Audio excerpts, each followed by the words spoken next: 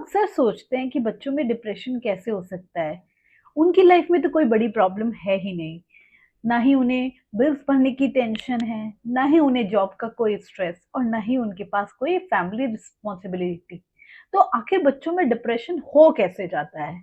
लेकिन हम एक छोटी सी बात, सबसे इम्पोर्टेंट चीज़ भूल जाते हैं कि जो चीज़ें हमारे लिए छोटी हैं, वो हो सकता है बच्चों के लिए बहुत बड़ी हो। और जब बच्चा अपने अंदर क्या चल रहा है, उस फीलिंग को किसी को एक्सप्रेस नहीं कर पाता है, तो वो फीलिंग्स उसके बिहेवियर में दिखने लगती हैं, उसके गुस्से में, उसके चुप रहने में, उसके दूसरों से डिस्टेंस बना लेने में। तो हेलो मम्मीज एंड डैडीज, आज हम इस वीडियो में बात करते हैं कि आखिर बच्चों में डिप्रेशन क्या है, कौन से ऐसे क्रिटिकल साइंस हैं जो पेरेंट्स अक्सर इग्नोर कर देते हैं और किस तरीके से पेरेंट्स अपने बच्चों को इमोशनली सपोर्ट कर सकते हैं। तो आइए इस वीडियो को स्टार्ट करें। तो सबसे पहले ये समझना बहुत ज़रूरी है कि हर वो बच्चा जो गुस्सा करता है वो डिप्रेशन का शिकार है, ऐसा ज़रूरी नहीं है। हर वो बच्चा जो लोगों से डिस्टेंस मेंटेन करके रखता है, बात कम करना पसंद करता है या फिर छोटी-छोटी चीज़ों में गुस्सा कर देता है, क्राई करने लगता है, वो डिप्रेस्ड है, ऐसा भी ज़रूरी नहीं है। बच्चे भी हम बड़े लोगों जैसे होते हैं, उनका मूड भी कभी ऑफ हो सकता है, कभी वो किसी चीज़ से बहुत फ्रस्ट्रेट हो सकते हैं, कभी वो किसी छोटी-सी बात को लेकर बहुत रोने लग सकते हैं। ये सारी चीज़ें नॉर्मल हैं। लेकिन कंसर्न वहाँ है जब आप अपने बच्चे में एक परसिस्टेंट चेंजेस देखते हैं, उसके बिहेवियर में ऑब्जर्व करते हैं कि उससे उसकी डेली रूटीन इफेक्ट हो रही है। इसका स्कूल जाना, उसके फ्रेंड्स, उसकी फैमिली और उसके स्लीप। क्योंकि 1 या 2 दिन के बिहेवियर चेंज से आप अपने बच्चे को डिप्रेस होने का लेबल कर देते हैं, ये बात भी सही नहीं है। लेकिन अगर आप अपने बच्चे में कंसिस्टेंट और परसिस्टेंट बिहेवियर चेंजेस को ऑब्जर्व कर रहे हैं, तो आपको इन चेंजेस को इग्नोर नहीं करना चाहिए। तो बच्चों में डिप्रेशन अक्सर रोना या उदास रहना नहीं है, कभी कभी वो गुस्से की फॉर्म में भी दिखता है।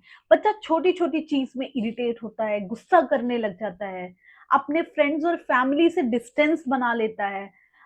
वो किसी ऐसी एक्टिविटी जो उसे पहले बहुत पसंद थी, वो अब उसमें इंटरेस्ट लेना भी कम कर देता है या बिल्कुल उसका इंटरेस्ट खत्म हो जाता है।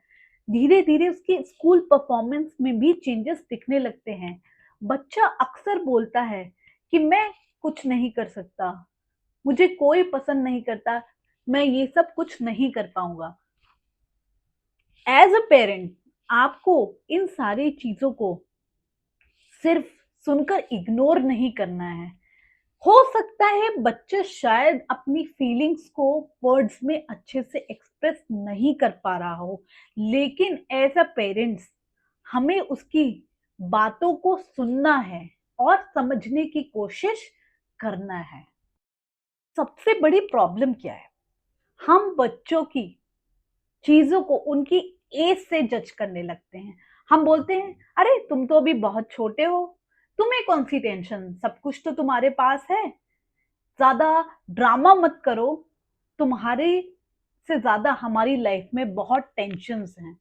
और इस तरीके के स्टेटमेंट देके हम बच्चों की फीलिंग्स को इनवैलिड कर देते हैं। कि आपको क्या लगता है, बच्चा डर जाएगा या बच्चे के इश्यूज सॉल्व हो जाएंगे? नहीं।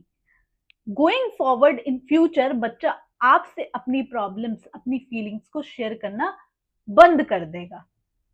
बहुत से पेरेंट्स ऐसे हैं जो अपने बच्चों को कंपेयर करना स्टार्ट कर देते हैं कि देखो तुम्हारा भाई कितना अच्छा है, तुम्हारे फ्रेंड्स तुमसे कितने ज्यादा इंटेलिजेंट हैं। हम तो बस एक स्टेटमेंट बोल देते हैं, लेकिन बच्चे का क्या? वो उन स्टेटमेंट्स को अपने बिहेवियर, अपने एक्चुअल बिहेवियर में इनकॉर्पोरेट कर लेता है और ये सोचने लग जाता है कि that I am not good enough. ये छोटे छोटे स्टेटमेंट किस तरीके से बच्चों की मेंटल हेल्थ को इफेक्ट कर सकते हैं, हम ये सोच भी नहीं सकते। तो पेरेंट्स को क्या करना चाहिए? पेरेंट्स को बच्चों की बातों को सुनना, सीखना चाहिए। और जब बच्चा अपनी बात को शेयर कर रहा हो तो उसे तुरंत सॉल्यूशन प्रोवाइड करने की ज़रूरत नहीं है। आप पेशेंटली अपने बच्चे की बात को सुनिए। आप उसके बाद ये कह सकते हैं कि हाँ, मैं तुम्हारी बात को समझ रही हूँ और मैं ये भी समझ सकती हूँ कि तुम किस डिफ़िकल्ट सिचुएशन में हो। लेकिन मैं तुम्हारे साथ हूँ, तुम अकेले नहीं हो, तुम अपनी फीलिंग्स को मुझसे कभी भी शेयर कर सकते हो और तुमको मैं कभी जज नहीं करूँगी। कभी-कभी बच्चों को ये फ़ील कराना बहुत ज़रूरी होता है कि वो उनके लिए इम्पोर्टेंट हैं।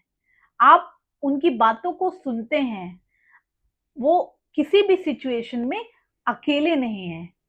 पेरेंट्स को चाहिए कि वो अपने बच्चों के साथ एक टाइम स्पेंड करें। रैंडमली कभी भी वो अपने बच्चों को वॉक पे अपने साथ ले जाएँ, उनसे बातें करें, उनसे ये पूछें कि आज उनका दिन कैसा रहा है। लेकिन सिर्फ़ एक आंसर सुनने के लिए नहीं, अपने बच्चों की एक्चुअल सिचुएशन को समझने के लिए। सबसे पहले हमें ये समझना बहुत ज़रूरी है कि हम अपने बच्चों को मेंटली, इमोशनली सपोर्ट कर सकते हैं, लेकिन एक्चुअली बच्चों में क्या फीलिंग्स चल रही हैं, उनको डायग्नोस नहीं कर सकते हैं। सिर्फ इंटरनेट पर देखे हुए डिप्रेशन के सिम्टम्स से अगर हम अपने बच्चों को डिप्रेस्ड होने का लेबल कर देते हैं, तो ये बात सही नहीं है। अगर आप अपने बच्चे में noticeable and persistent long term behaviour changes को ऑब्जर्व कर रहे हैं, तो ये बहुत ज़रूरी है कि आप किसी क्वालिफाइड मेंटल हेल्थ प्रोफेशनल के पास उसको कंसल्ट करने के लिए ले जाएं, उससे चीज़ों को और उसके सिम्टम्स को डिस्कस करें, क्योंकि वो प्रोफेशनल अपनी फील्ड में एक्सपर्ट है, तो वो आपको अच्छे से हेल्प कर सकता है। वो चीज़ों को डायग्नोस करने के बाद आपको एडवाइस कर सकता है कि आप अपने बच्चे को इमोशनली और ज़्यादा किस तरीके से सपोर्ट करें। क्योंकि प्रोफेशनल हेल्प लेना कोई वीकनेस नहीं है। जिस तरीके से हम अपनी फिज़िकल हेल्थ के लिए डॉक्टर के पास जाते हैं और ये एकदम नॉर्मल है, उसी तरीके से मेंटल हेल्थ भी हेल्थ का एक पार्ट है। तो प्रोफेशनल हेल्प लेने के लिए हमें बिल्कुल भी घबराना नहीं है। लेकिन अगेन मैं ये बताना चाहती हूँ कि हर वो बच्चा जो गुस्सा करता है, चुप रहता है या सोशल डिस्टेंस मेंटेन करके रखता है, वो डिप्रेशन का शिकार हो, ऐसा बिल्कुल भी ज़रूरी नहीं है। इसलिए एक्सपर्ट की एडवाइस लेना बहुत ज़्यादा ज़रूरी है। बच्चे को हर प्रॉब्लम से बचाना पेरेंट्स के हाथ में नहीं होता।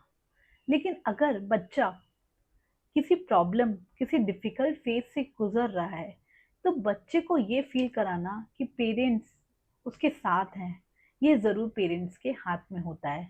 तो अगर अगली बार आपका बच्चा कुछ अनयूजुअल बिहेव करे, तो आप सिर्फ उससे ये मत कहिए कि तुम ड्रामा क्यों कर रहे हो। आप उससे ये पूछिए कि आपके अंदर क्या चल रहा है, आपकी क्या फीलिंग्स हैं। आप मुझसे अपनी फीलिंग्स शेयर कर सकते हो, क्योंकि कभी कभी बच्चा सिर्फ बदतमीज नहीं होता, वो कहीं ना कहीं आपसे हेल्प मांग रहा होता है।